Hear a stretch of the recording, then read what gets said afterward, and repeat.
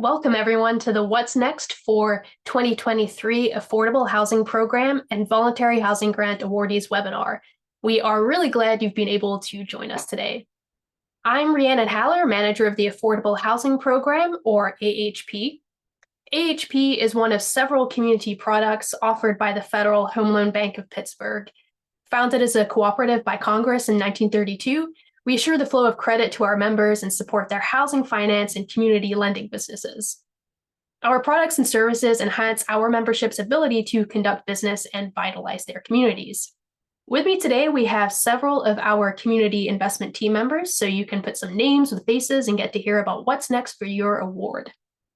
Before I introduce them, I'd like to first get everyone oriented to this platform we're using. Please note that there's a lot of information in this webinar, so the session is being recorded. We will make this recording and the slide deck available on our website. So make sure to refer back to this information as you submit your first disbursement request. All participants have been muted and videos are turned off. We've disabled the chat feature, but we do encourage questions in the Q&A box you will see at the bottom of your Zoom screen. We will answer questions as they arise via the Q&A feature, as well as at the end of the presentation. In the event that we are not able to answer your question during this particular forum, we will follow up with a response to the question after the presentation. The community investment team members that will be helping today are Alexis Narodsky, Amanda Fricker, Kate Swanson, Linda Cruz, Mel Stevens, and Zanat Naderi. We also have a few other members of the community investment team attending. So with that, I'll roll into the agenda next. Within the next hour, we are going to cover the following topics. With these topics, it's important to keep in mind that the guidance we give today is for 2023 projects only. We know that several of you on the call may have some existing open projects, so please know that this is for 2023 only, and then there are nuances for earlier year AHP commitments.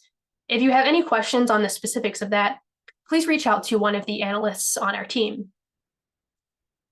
Before we get started on the first topic, we'd just like to take a moment to pause and say congratulations on your award. AHP and the Voluntary Housing Grant are very competitive. Last year was no exception. We look forward to working with you and see your project meet its development milestones. Together, you all will support more than 900 units of affordable housing.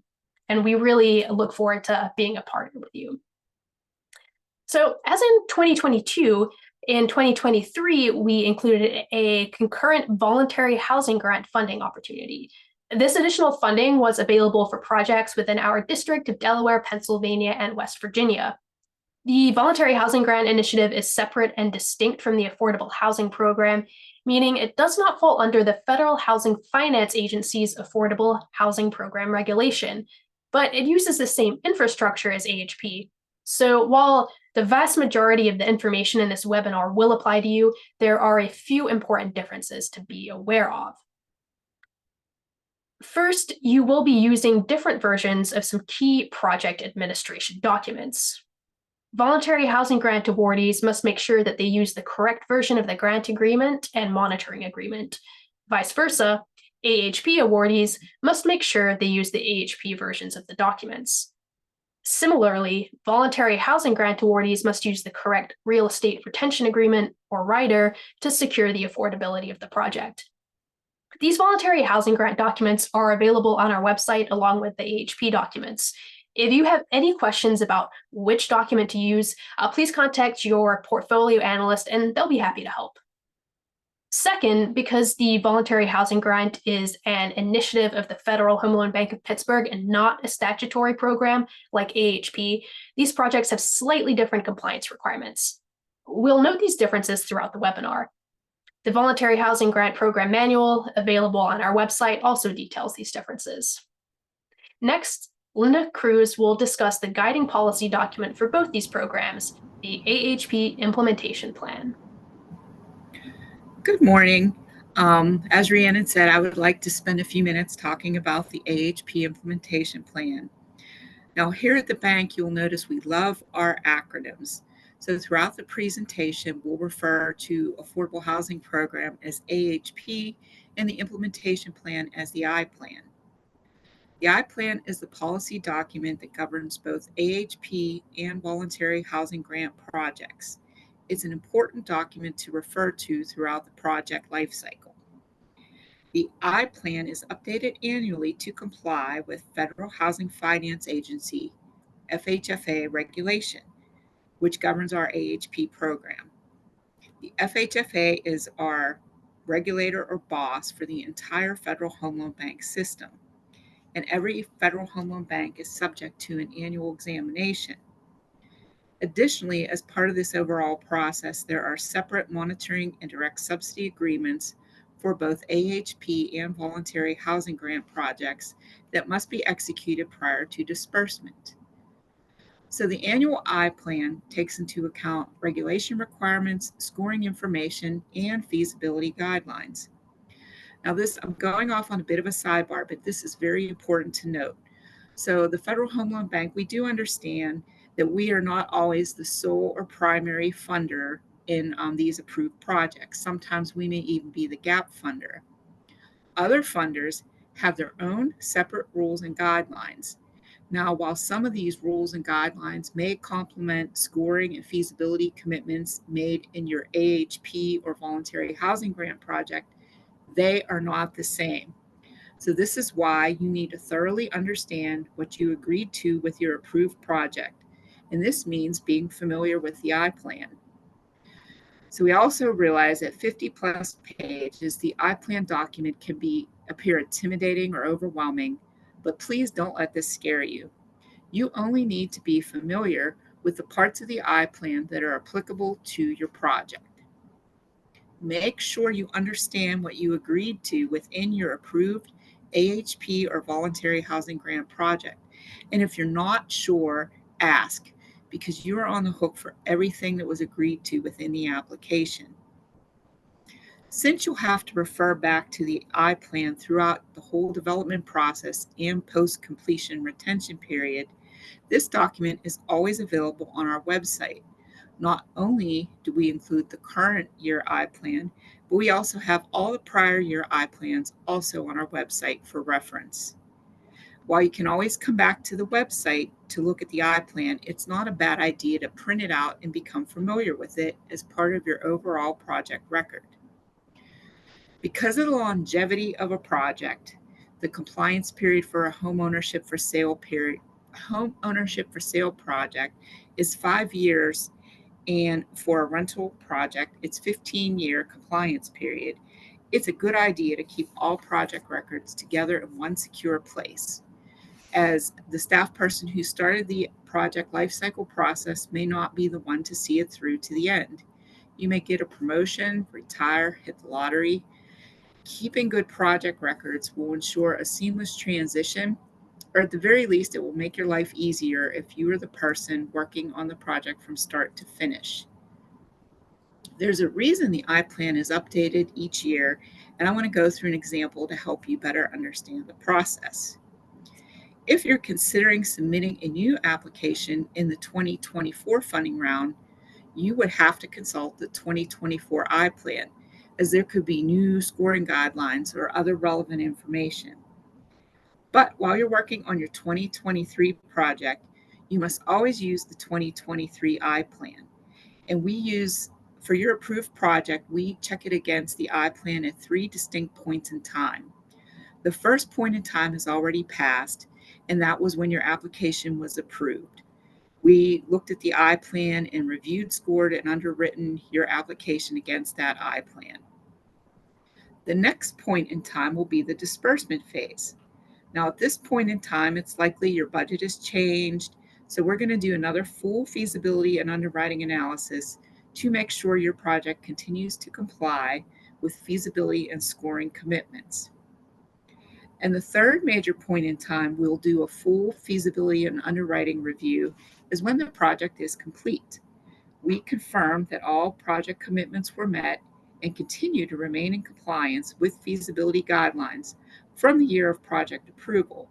So therefore, if your 2023 project is not complete until 2025, when we do that completion monitoring review, we are going to look to the 2023 I plan. And there will be more discussion on this later during the monitoring section of the webinar. Now I'm going to turn the presentation over to Mel Stevens, who is going to talk about pointers on navigating the bank's website. Thanks, Linda.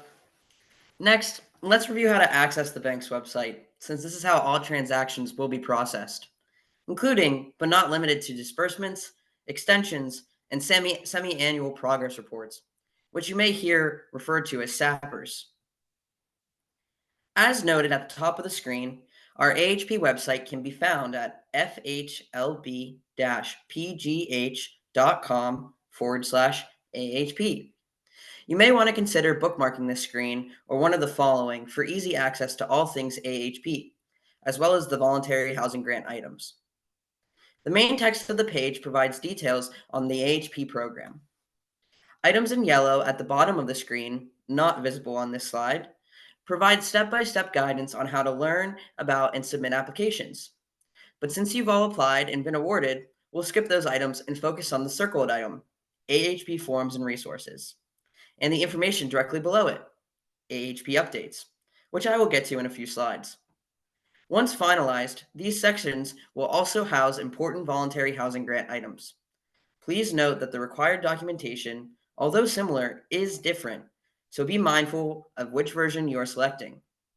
All documents will be clearly labeled for the correct funding source. When you're on the AHP webpage, you'll see a picture of someone writing or signing documents in the upper left-hand corner. What you might not see is the text that says AHP Forms and Resources. We've circled it here. This image is clickable and is the most efficient way to access our current forms. I recommend confirming that you are using the most current version of our forms before you submit documents to us for review, since our forms are updated frequently as part of compliance changes or process improvements. By clicking on the AHP Forms and Resources link on the main page, or the image of the hands, you'll be directed here. During the disbursement phase of the project, you will likely need to reference the AHP guides and webinars, the red block in the top middle, and the using AHP funding, the red block on the bottom middle. You may also find the AHP project monitoring and reporting, the turquoise block on the bottom right, helpful as you look ahead. Again, as a reminder, pertinent voluntary housing grant items will also be housed here. There will not be a separate page for those, so make sure you're selecting the correct version of the form needed. It is worth noting that the guides are further split by project year. Those projects awarded through 2018 and those awarded after 2018. Be sure you are referencing the correct version for your 2023 award project. I mentioned in the previous slides, we have an AHP update section on the left-hand side of the page, just under the Forms and Resources link.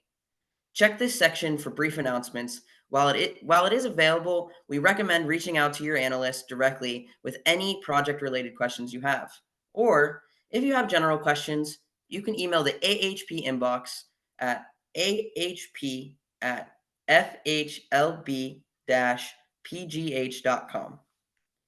From time to time, we also update the website with important details, usually found at the top of the main page in red. It's circled here to call your attention to it. As I mentioned on the previous page, the guides and webinars are split out by project year, those awarded before 2018 and those awarded after. Additionally, we have separate home ownership versions and rental versions of the guides. The guides are a wonderful resource, complete with screenshots to help you. We keep them up to date based on system enhancements, as well as feedback we receive from users. So while it's great to save the PDF to your desktop for easy reference, you might want to bookmark the page instead, so you always view the most current version. For homeownership projects, I also recommend watching the income webinar to learn how to correctly document income. What documents are acceptable, when to qualify participants, and how to submit the documentation at disbursement. For additional income questions for both homeownership and rental projects, all projects should review our income guidelines. These are available under the Using AHP Funds color block. The final item on this slide is registration. At this point in the process, you should all have access to the AHP online system, either as a member contact or a lead sponsor contact. If you have trouble accessing it, please reach out to us directly. More importantly, contact information for projects should be kept as current as possible during the funding period and during the monitoring period. That is 5 years after completion for home ownership projects and 15 years after completion for rental projects. We use this contact information regularly to send important AHP communications, everything from round information to compliance items. If your project contacts aren't current, you'll be missing out. If you experience a change in staffing, please refer to the sponsor registration guide. If you're still stuck, reach out to the AHP mailbox for assistance. That concludes the Navigating the Bank's website portion of the webinar. AHP analyst Zanat Nadiri will now present disbursements. Thanks. Thanks, Mel. Hi, everyone. I'll be discussing the disbursement process from awarded to funded. First of all, congratulations again on the FHL Bank award. So regarding the process, you will receive final commitment and close on all sources of funds, start your project, incur construction or other eligible costs, satisfy our project conditions, initiate a disbursement, and provide disbursement documentation. You will then sponsor organization approve the disbursement, and then the member bank will also approve the disbursement. Once it is sponsor and member approved, it'll be sent to the FHL bank for review and first approval. There's also a second bank approval needed. Once that occurs, the money will be sent to the member bank via their DDA, and the member bank will forward the funds to the sponsor. One important thing to note is after the disbursement is member approved, there is up to a 15 business day window for the bank to review the disbursement. If any clarifications are needed, this can add additional time to the overall review process, as all items must be adequately explained and issues resolved before the bank can approve the disbursement. Regarding post-approval emails. So on February 5th, you should receive a post-award email with relevant award links and the contact information for your project's assigned analyst. This is your go-to person should you have any questions. As a reminder, the subsidy is funded on a reimbursable basis after the eligible cost has been incurred. Each project has unique conditions, some of which need satisfied prior to funding. You are currently able to review your project's conditions on the AHP website. So let's get into some of the homeownership disbursement requirements.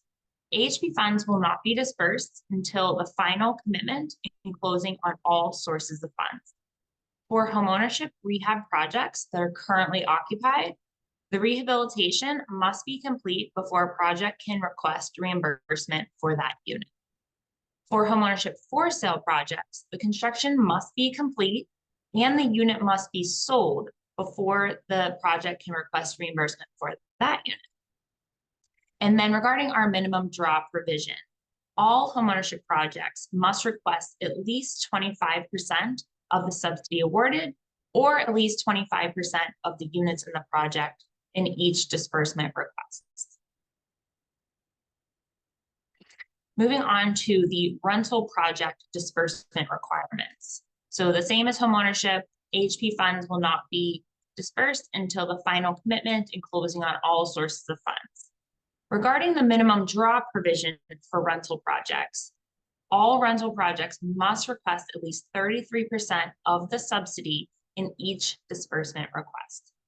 For example, if the project was awarded $500,000 in total subsidy, then each disbursement request must be for at least $165,000, except for a project's final request, which may be less than the established threshold.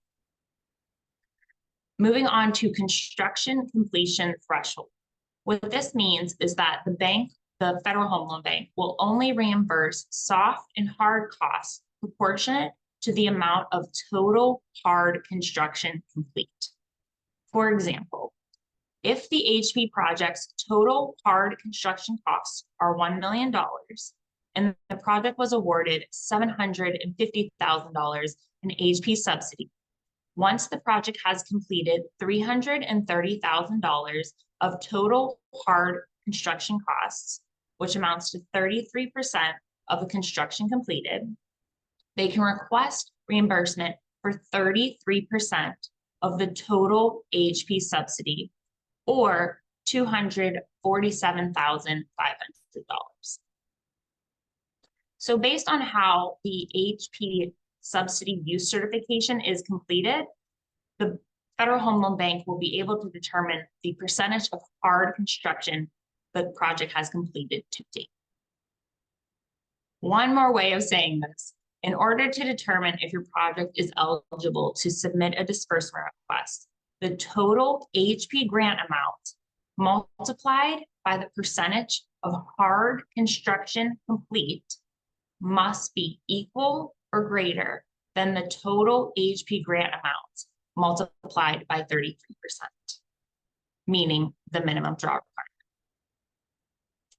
Moving on to the last requirement, the FHL bank may request a letter from an attorney certifying the project has secured all necessary permits to start and complete construction and has secured necessary insurance relevant to the project. So this is the page you will see when you log in to the online system. It is important to point out that you will be unable to initiate a disbursement if you have an expired commitment or an outstanding semi-annual progress report.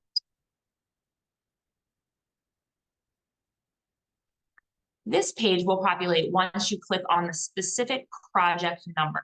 It shows you the status of the project's outstanding conditions and required documents. Some documents are needed before any funds can be drawn, while other documents can be provided at a later time. Now let's get into income. Projects must meet income targeting approved at application. Income documentation is required for owner-occupied projects at disbursement, while for rental projects, it is required at project completion and monitoring. To ensure correct income calculations, review the income guidelines document on our website. This document explains what should be included and excluded when calculating total household income, as well as what is acceptable types of documentation, HUD income limits, and the AMI categories.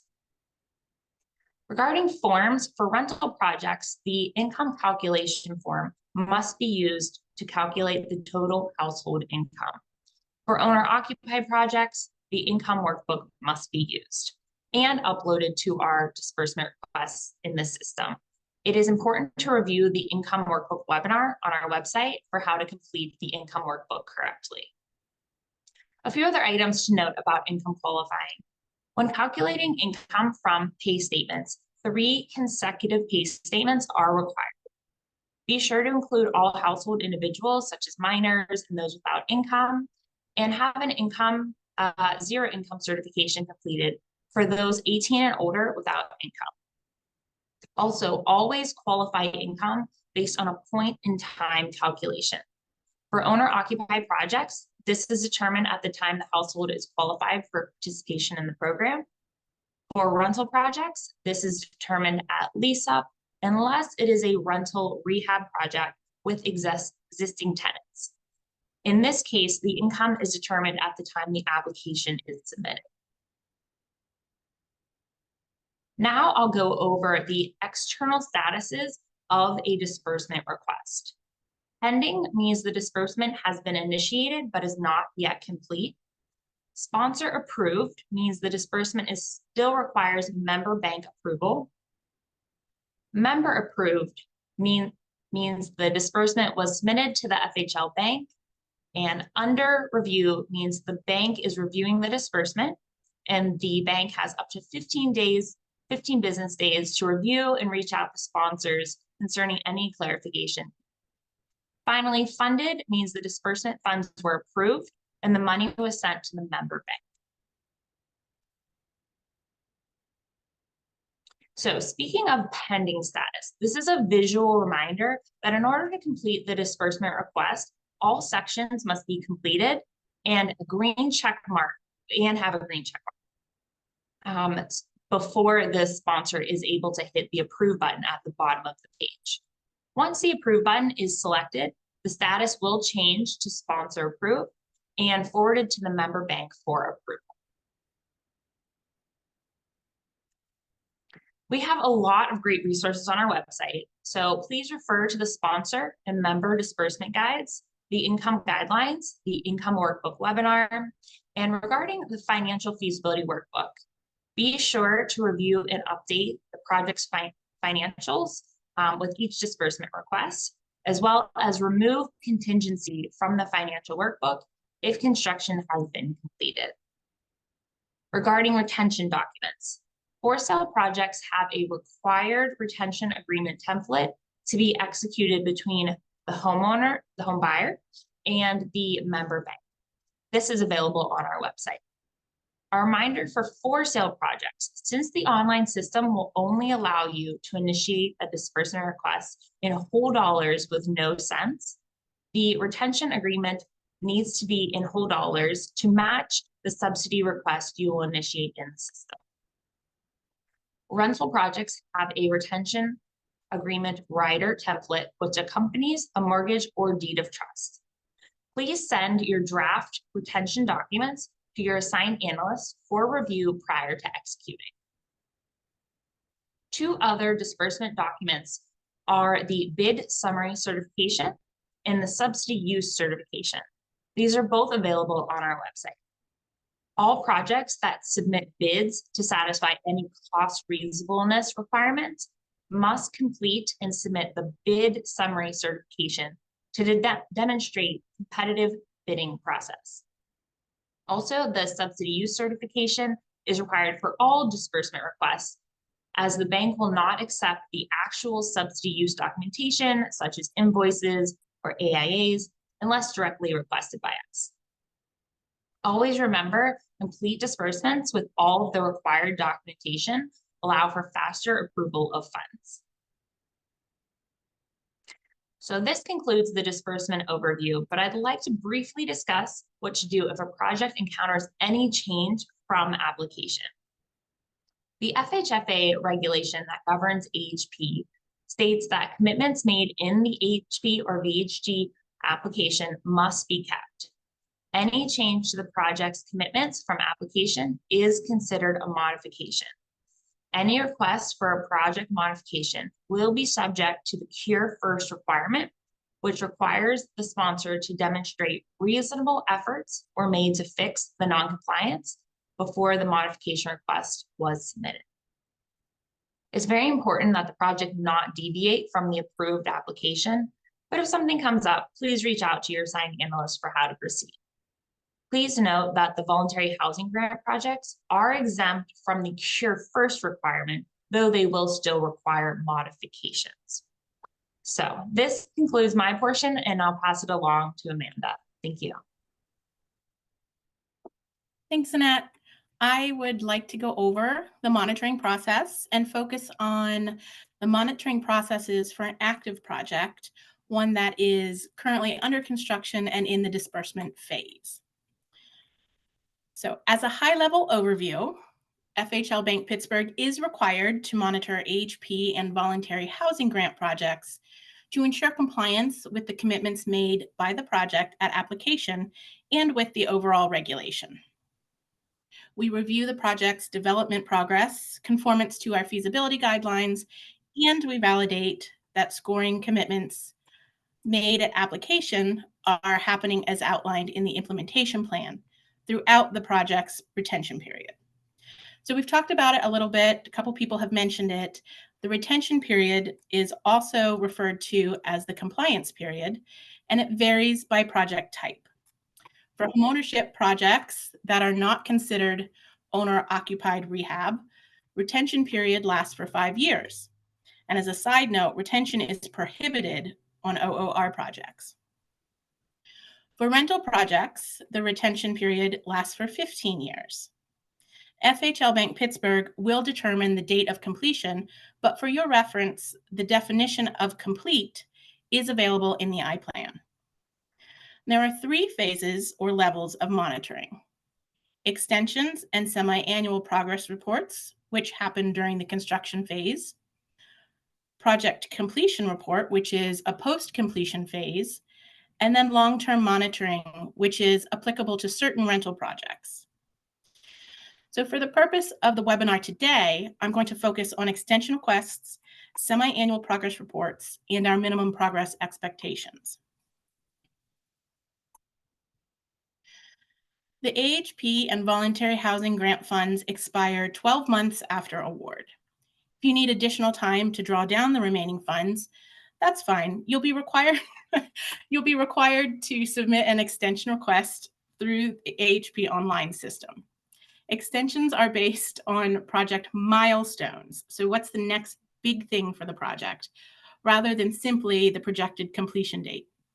If the major milestone requested is not met and you need additional extension time, you'd follow the same process. It's important to demonstrate that you are making progress with the project, even though an extension is being requested. We ask that you submit the request about 2 weeks before the expiration date, and not more than that, to keep everything current.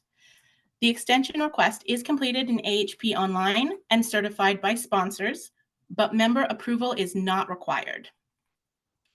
When submitting an extension request in AHP Online, you must complete all screens as evidenced by the green check marks and certify the extension request. The bank is only notified of the extension request if it's been certified. Otherwise, it's incomplete and just kind of dangles out there. If an outstanding semi-annual progress report is due, it must be completed first. Semi-annual progress reports, also called SAPRs, are due twice a year, January 31st and July 31st, until the project is deemed complete. You will receive a system-generated email reminder notifying you of when it's due and past due. Like extension requests, these are completed in AHP Online, certified by a sponsor, and member approval is not required. In the SAPR, you will provide information on the project's progress and level of compliance with approved application. After submitting the SAPR, an analyst will review and determine if the project's progress is satisfactory, based on things like, is it doing what it committed to at application? Will the funding be used in a timely manner per the I-Plan? Will the construction or rehab of units be complete in a timely manner? And will the project be complete within 48 months from application approval? For those of you who've already read the 2024 implementation plan, the table below will look familiar. In both processes, extensions and SAPRs, the minimum progress expectations will be considered for each project to ensure the project continues to move forward in a timely manner. So, what happens if your project isn't meeting the requirements? Well, in most cases, FHL Bank can continue to move forward with projects that can provide satisfactory rationale for not meeting the minimum progress expectations. However, in rare instances, we may ask you to withdraw and reapply in another funding round. But the key takeaway here is that if your project is experiencing unexpected delays, please reach out and we can discuss the best way to move forward. The next 2 processes occur once a project is deemed complete by FHL Bank. Once complete, you'll be required to submit a project completion report, often abbreviated as PCR, through the AHP Online system. There are a handful of screens that you need to complete, another place to get all green check marks, and then formally submit the PCR. Once submitted, an analyst will review the report to determine compliance with the approved application scoring requirements, implementation plan, and regulation. It's worth noting here that the overall PCR process is lengthy. Based on internal and external factors, the PCRs begin collecting data immediately after the project is completed, while the formal report might not be completed for more than a year. So your patience is appreciated. As previously mentioned, monitoring begins once the project has been deemed complete by FHL Bank. All projects must remain in compliance throughout the retention period. For many projects, there are two pieces to the long-term monitoring: annual long-term certifications and long-term rent and income monitoring. Given that these processes are quite a bit in the future, we're just going to touch on them. And as a reminder, they're not applicable to all projects, but rather subsets based on type. To see if they'll apply to your project, refer to the I-Plan. So annual certifications are due, you guessed it, annually. These will be submitted through AHP online, and there's a guide to walk you through the step-by-step process. The long-term certification will ask the project owner to confirm and certify income and rent compliance, occupancy, and financial viability. Again, this is required annually throughout the 15-year compliance period. If your organization experiences staffing changes, as mentioned before, ensure the contacts are correct and updated in AHP online. See the sponsor registration guide for step-by-step details. If your contacts are not updated, you will not be able to certify in the system, and that's going to be a problem. FHL Bank is also required to review income and rent compliance on a schedule or frequency based on the project's funding characteristics. Please refer to the monitoring section of the implementation plan, which you're all going to bookmark like we recommended, for additional details. We will reach out every 2, 4, or 6 years to initiate the process, but generally speaking, the more AHP subsidy in a project, the more frequently this process occurs. As part of this process, the project is required to submit income documentation from the time of tenant move-in, or if it's there's a tenant already living there at the time of application, then the documentation will be from the time of application, in your case, August of 23. I cannot stress enough how important it is to maintain good tenant records. Please review our income guidelines available under the forms section to understand what is required for income qualification. AHP does not accept or allow for annual income recertifications. Be sure you are maintaining documentation from move-in. During this process, we are looking at a sample of income and rent documentation. We will request the sample and may adjust or expand the sample as needed. This particular process can also be lengthy and sometimes challenging, which is why maintaining excellent tenant records is so important.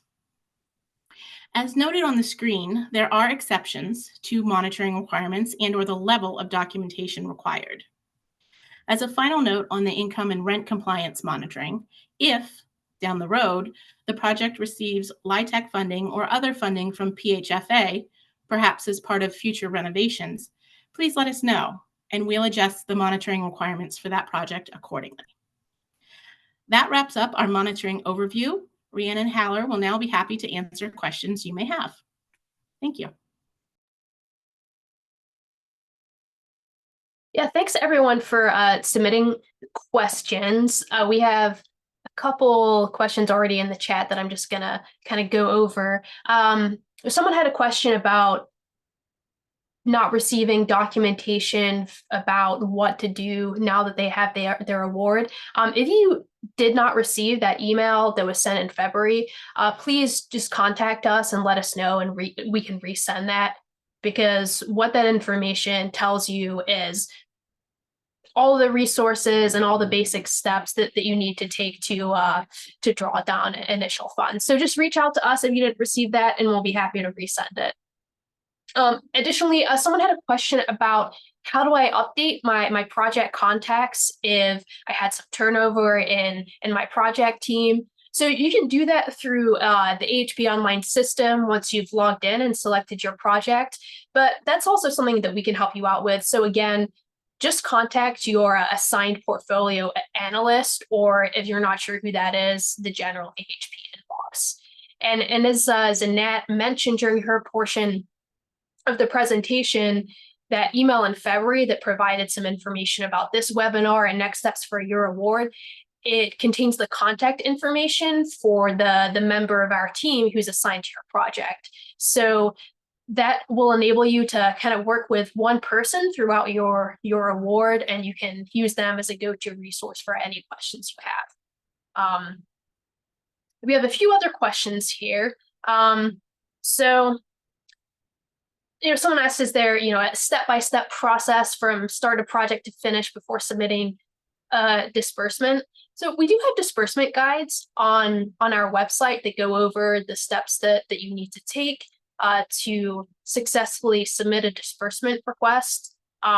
So we recommend that you review that first, but then if you have any questions on specific items or aren't really sure what a requirement means, then again, please reach out to your analyst, because we're here to help your projects be successful. We want to see your projects move forward just as much as you do. So if you have any questions after taking a look at our guides, we're happy to help. We had another question about this webinar itself. Will it be saved for viewing afterwards? Yes, this webinar is recorded and it will be posted to our website. It will also make a PDF of the slide deck available, and it'll usually take a few days for that to get uploaded, but once it's available, I'll also be sending it out to everyone by email. So watch out for an email from us, or check our website in a few days and you should see it there. We do have some sort of project specific questions here. So I do want to assure you that if your question is not answered right now, your portfolio analyst will reach out to you and make sure that we fully understand your question and can answer it. So I just want to make sure that if your question isn't answered now, it will be shortly. I have a question about when the timeline for the minimum progress expectation starts, which is, yeah, that's a really good question. So the timeline, so when we say your project should be funded within 12 months of award or else you'll need to submit an extension request, that's all based on your award date. So that would have been December 14th, 2023. So that's when the 12-month calendar starts, and all of our minimum progress expectations are based on starting from that award date. We had another question about how do you know if you're an affordable housing program recipient or a voluntary housing grant? Your award letter will state that. And then also, if you log into the AHP online system, if you received a voluntary housing grant award, there will be a prefix in your project name that says BHG. But if you have any questions, just reach out to us. But your award letter does confirm the award type.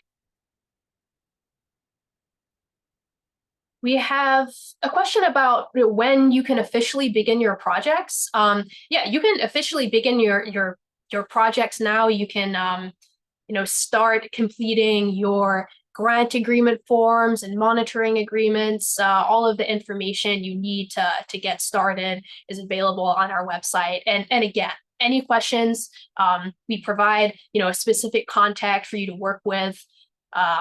So please feel free to reach out to them if you're not really sure where to start. Because we know that there's a lot of information in this webinar, a lot to absorb. So we understand that even after sitting in on the webinar and looking at the guides, you probably have a lot of questions. So please reach out to us if you're not sure. So we have a few questions about competitive bidding requirements, which is a good question. It really depends on the specifics of your project. The best way to figure out if competitive bidding requirements apply to you is to log into AHP Online, select your project, and take a look at the project conditions, which Zanette went over during her disbursement section. And if you go onto our website and select the sponsor guide for disbursements, there's also some screenshots that can guide you on how to locate that. And that will have a couple of different versions of what we call a cost reasonableness requirement. And because we have so many different project types, the specific condition is going to look a little different for everyone.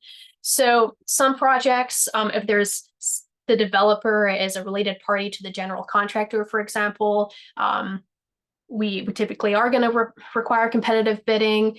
And in that case, you'll see that clearly listed out in your conditions.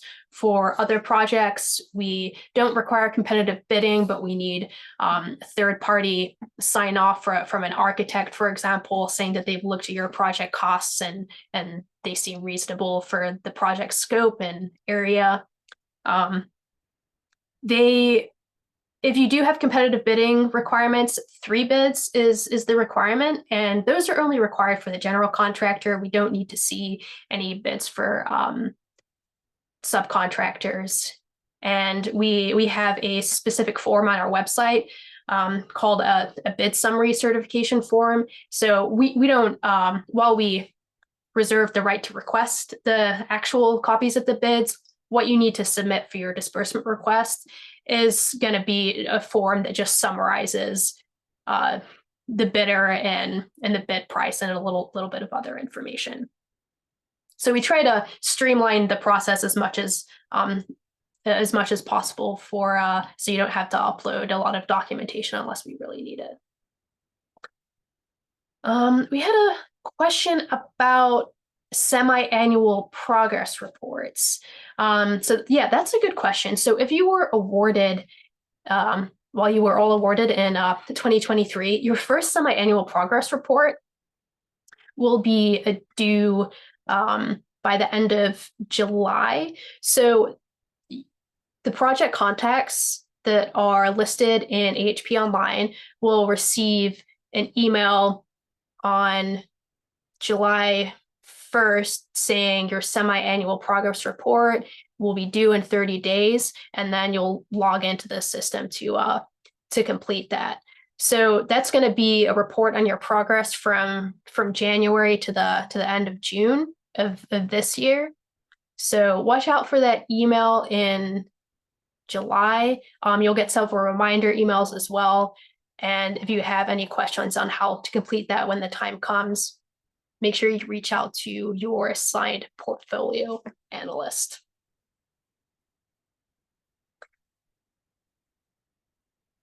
So it looks like questions are dying down a little. As I mentioned, there are some project-specific questions that I'll touch on afterwards. Someone has a question about selling the home to individuals within a certain targeting bucket. So when you submit your application, you're committing to certain targeting levels. You do not need to recertify income for homeownership projects. Income is based on the income qualification date. So once you've qualified, it's point in time. There's no recertification required. And then for rental projects, it's based on the date that the tenant moved in, or there are a few grantees who have a rental development. There are people already living there, and they are making some improvements to the project. In those cases, it's based on the later of the AHP application date or the date that the tenant moved in. So that can get a little nuanced there. So if you are currently, if you did receive an award for a currently occupied rental project and you're doing rehabilitation, and you're not really sure what kind of income qualification date we're using, please reach out to us because we can help guide you through that. All right. So I think next I can show you our contact information so you know who to reach out to. So you can see here the contact information for all of the folks on the Affordable Housing Program team. So Any general questions, or if you're not sure who your assigned portfolio analyst is, those can all be directed to ahp@fhlb-pgh.com. And you can see the email addresses and phone numbers for all of the analysts and myself on this slide as well. And we will be posting this information on our website, so you'll have that. And again, if you need someone from our team to resend that email that has your portfolio analyst on it, please email that ahp@fhlb-pgh.com address, and we'll provide that to you. So as a reminder, this recorded webinar will be available on our website, along with all of the other resources we mentioned today. And I just want to wrap up to say that we are really looking forward to working with you in 2024 and beyond. And please reach out to us if you have any questions. And thank you all for your time today.